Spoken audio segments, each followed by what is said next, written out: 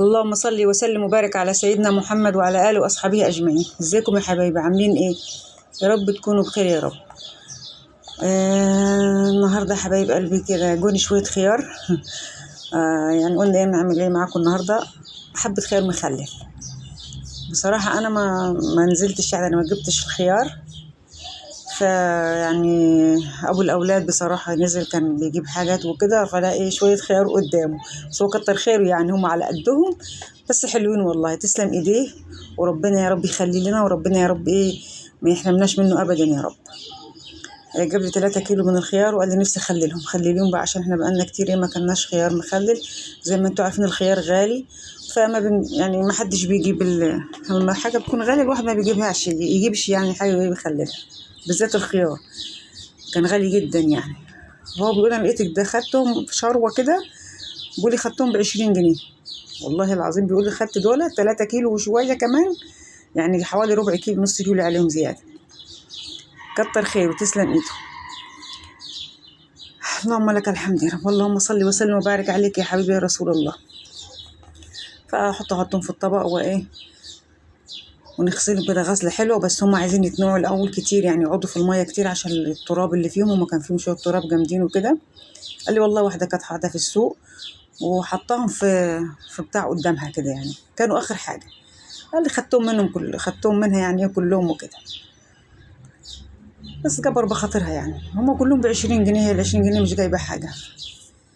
بس فانا طلعت منهم، هطلع منهم كم واحده يعني وكده، اخليهم للسلطه والحاجه، اطلع الكبيره اطلع منهم، والباقي ايه احطهم في البطرمان بتاعي الصغير يعني. بس قلنا اغسلهم الاول، عملت الاكل الاول، كنت لا اله الا الله محمد رسول الله.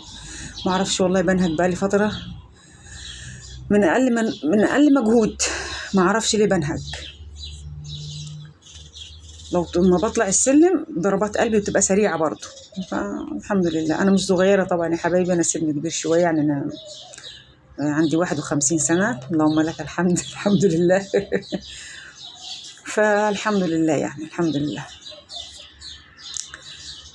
فالواحد لما بيكبر في السن شوية بحس بحاجات كتير والله. رجلي تعباني وظهري وركب في آخر خشونة. الراجل بيقول لي انت ايه، جوزي بيقول لي عايزالك عمرة. اللهم لك الحمد يا رب، ناخد زماننا وزمن غيرنا يعني الحمد لله. بس انا كنت خلصت الاكل، وقلت قبل ما ادخل على البوتاجاز والمواعين زي ما انتوا عارفين، يعني قلت اريح نفسي شويه، قعدت شويه بصراحه عشان مش قادره اقف. وبعد كده قلت ايه اغلي حبه الميه الاول، وطفيت على الحله اهو. انا غليتها وطفيت عليها، اتغسلوا غسله حلوه كده، غسلتهم وقلت اسقطهم في الحله زي ما انتوا شايفين كده. وبعد كده بقى هغسل البوتاجاز وهغسل المواعين، فايه براحتي بعمل حاجه كده. لا اله الا الله محمد رسول الله. بالله عليكم يعني ما تنسونيش بالله كل اشتراك يا رب. اللي يعمل لايك واشتراك يا رب يخش الجنه يا رب، اللهم امين يا رب. ربنا يصلح حالنا وحالكم يا رب، وحال امه محمد كلها يا رب، وحال المسلمين كلها يا رب، اللهم امين يا رب. انا هفضل يعني انا هسيبهم كده خلاص. انا كده اول مرحلتي خلاص كده. غسلنا الخيار ونضفته كويس بصراحه، يعني عشان هو كان عايز غسل كويس. وبعد كده هركنهم على جنب، احطهم كده على الرخامه على جنب، وايه اغسل حبه المواعين. وبعد كده اغسل اصبن البوتاجاز، عشان البوتاجاز كان وسخ وكده بعد الاكل زي ما انتوا عارفين يعني. بعد ما نخلص اكل بالله البوتاجاز طبعا يعني متوسخ وكده يا حبايبي. انا حاطه قلم موتيل والله، قصدي قلم موتيل، انا حاطه ورق فويل. عفوا يا حبايبي، انا حاطه ورق فويل والله في ظهر البوتاجاز وفوق وعلى السيراميك برضو من ورا البوتاجاز، عشان انا مش قادره بصراحه، بيتملي دهون. بس بصراحه الورق الفويل ده يعني حلو قوي، اشيله لما بيتوسخ واحط غيره. بس كده يا حبايبي اهو زي ما انتوا شايفين. انا كده الحمد لله يعني اللون خلاص غير. انا بحب دايما اعمله بالميه، يعني احطه في ميه سخنه. في ناس بتخلله كده على طول تسقطه وممكن يقعد كام يوم يتاكل. اللي بيتحط في الميه السخنه بيقعد ممكن تاني يوم تاكلي منه، بس انا بحب اخليه يومين برضو، بحب اخليه يومين، واليوم التالت بفتح عليه على طول، ويبقى طعمه تحفه بصراحه، يعني حلو قوي. والله يبارك لها جارتي كانت عامله مخلل حبيبتي. مع نقول لكم الاول برضو ده ايه، ده ربع كيلو من الكمون، وربع كيلو كزبره، وربع كيلو جبت فلفل اسود.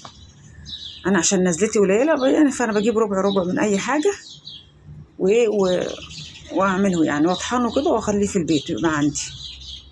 انا كنت برضو غليت الميه بتاعت التخليل اهي، وغسلت البوتاجاز، كنت البوتاجاز برضو غسلته وخلصته الحمد لله. ودول عملتهم قولوا معايا لا اله الا الله محمد رسول الله.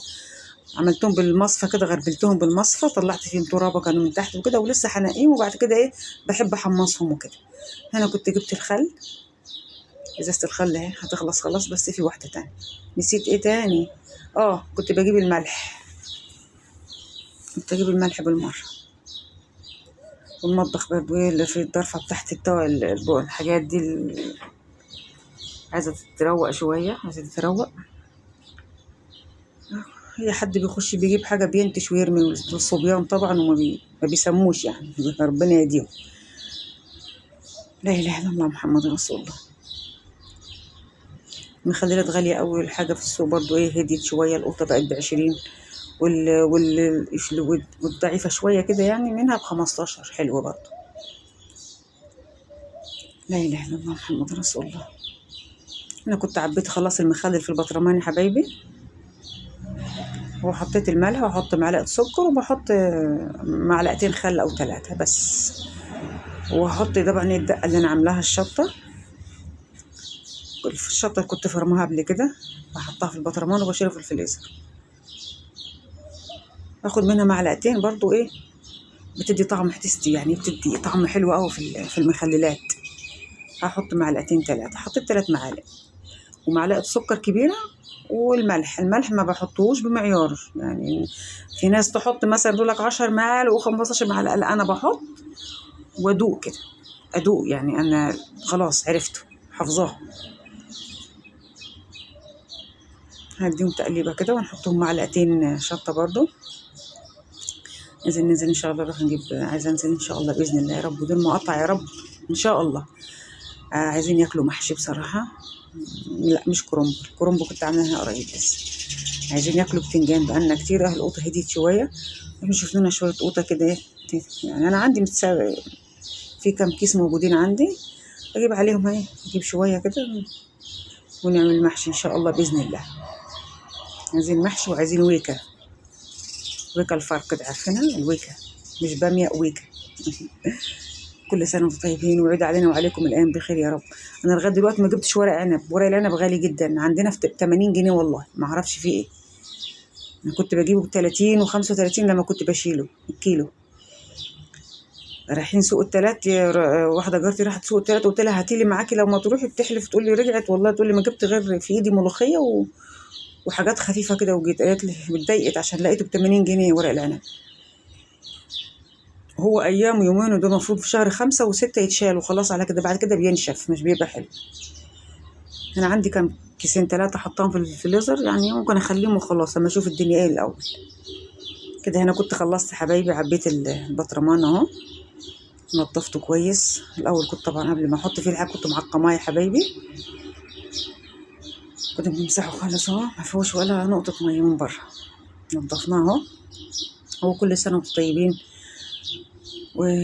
ويدع علينا وعليكم الايام بخير يا رب جميعا، اللهم امين يا رب العالمين، ويجعل ايامكم كلها اعياد يا رب، اللهم امين يا رب العالمين.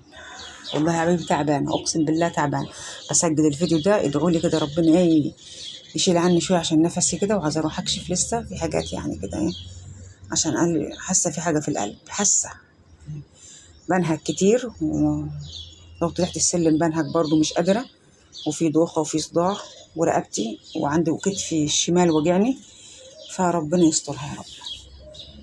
هذا هو. انا بس انا قلت بعد ما انقيهم، انا عملتهم بالمصفى، قلت بعد ما غربلتهم بالمصفى طلعت الترابه منهم، فيهم طينه، همسكهم الاول، بعد كده اروح منقيهم على يعني يكون صينيه عندي بيضه عشان اشوف كويس يعني وكده، هروح منقياهم، اطلع فيهم طينه، في زلط وفي طين وفي حاجات كده، انقيهم بعد كده بحمصهم على البوتاجاز. انا بحب احمص الكزبره والكمون، بيبقى طعمهم الريحة بتجيب بصي الشارع التاني اقسم بالله. ما بحبش اطحنهم كده، لا لازم يتحمصوا كده تقليبه، بس ايه تاخدي بالك منهم بقى انت واقفه على البوتاجاز وكده، يعني ايه ما تسيبيهمش، خلي الواحد يقف واقف قصاد الحاجه علشان ده بيتلسع بسرعه. وده ربع كيلو فلفل برضو، قلت اطحنهم بالمره. بوريكم الفلفل اهو، بصوا بطرمان الفلفل خلص خلاص. ربنا يا رب يعيننا كلنا يا رب، اللهم امين يا رب. ما تنسوش بالله كل اشتراك، بالله عليكم بالله عليكم يا رب، اللي يعمل لايك واشتراك يخش الجنه. ودعواتكم يا حبايبي كده ان شاء الله خير باذن الله. كل سنه طيبين، مع الف الف سلامه.